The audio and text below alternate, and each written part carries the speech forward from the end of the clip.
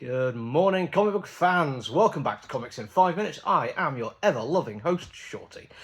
Today we're going to review a bad idea book, and I'm just going to, not bury the lead here. This is now just another bad idea book that I've thoroughly enjoyed. So far, they're batting 5 out of 6, maybe. I think the only one I've not enjoyed has been the one in the submarine, which was kind of flat art and a story which, even with the third act twist, didn't really do enough for me to make me want to carry on reading it. This one 100% did, and I'd say 100% even if I only got the first issue, because we don't get the first issue. This is issues 1 through 2. I think it's down to, and I'm not 100% sure on this one, I think it's basically when Bad Idea first started, they were putting out a lot of stuff quite weirdly, and it wasn't available to all comic book stores. Now everything is available to comic book stores through various US and DUK shipping companies. They've basically done 1 and 2 together. I think this is a great idea because it means if anyone wants to get number 3, they can jump in here, get very caught up, and I think they will enjoy it if they're gonna wanting something that reminds them of Joe Abercrombie. And this is 100% a Joe Abercrombie thing. I'm not gonna lie, I'm a huge fan of his work. I have read, I don't want to say all of his books in case he's probably done some weird short stories somewhere that I'm not aware of, but I've actually got his short story collection. And if you were really excited about the fact that there was going to be an Abercrombie comic book, but then got cancelled after volume 1, which is mildly frustrating, except the fact that I managed to sell my copy on my website for quite a lot of money. But if you were wanting more Abercrombie-esque in comic book form, this is what you want to pick up.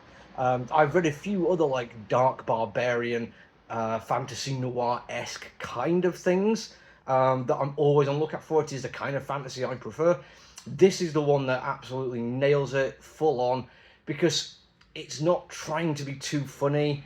It's actually leaning into the absurdity of some of the stuff that goes on, but more in a case of there is just an occasional person who will say something that might be quite funny. Not that this situation is hilarious, not that the entire thing is so ludicrous that you can't help but laugh at it. It is taken about as seriously as it needs to be taken by Matt Kindt, and I have said before, Kindt is the kind of writer I do like paying attention to. He does interesting things.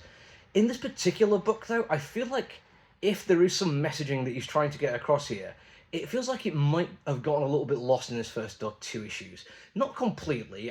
The arc of the first 2 issues is brilliantly done. Each one feels very episodic, which I quite like. You could just pick up and read them for exactly what they're doing.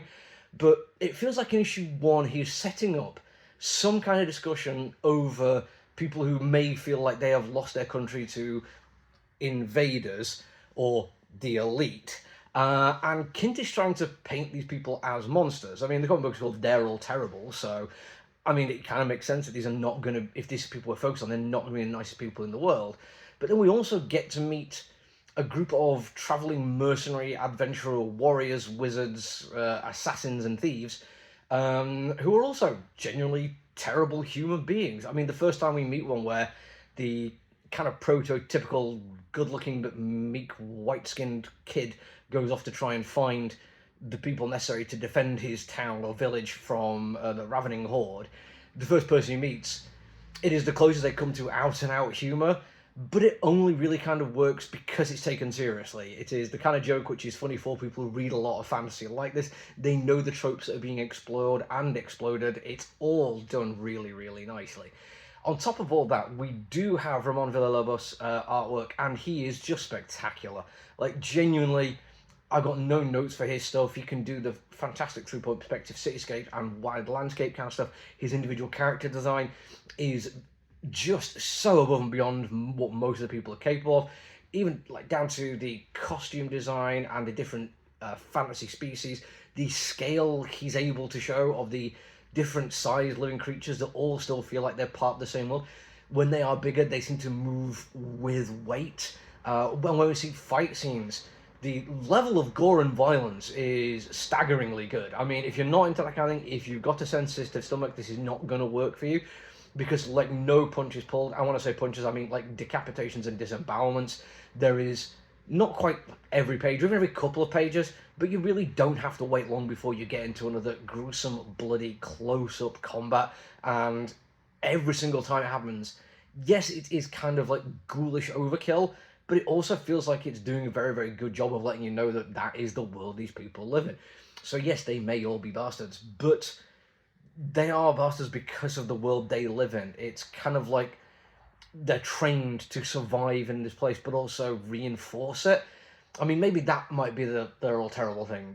Everyone who lives in this world effectively is just maintaining the status quo for all these terrible things to keep happening. Either way, I'm not going to keep guessing as to what the message is going to be or how it's going to pan out. I'm going to say I'm looking forward to the rest of it. Genuinely love this comic book. That's it for me for now, though. Until I see you all again, look after yourself, everyone. Stay safe. Bye.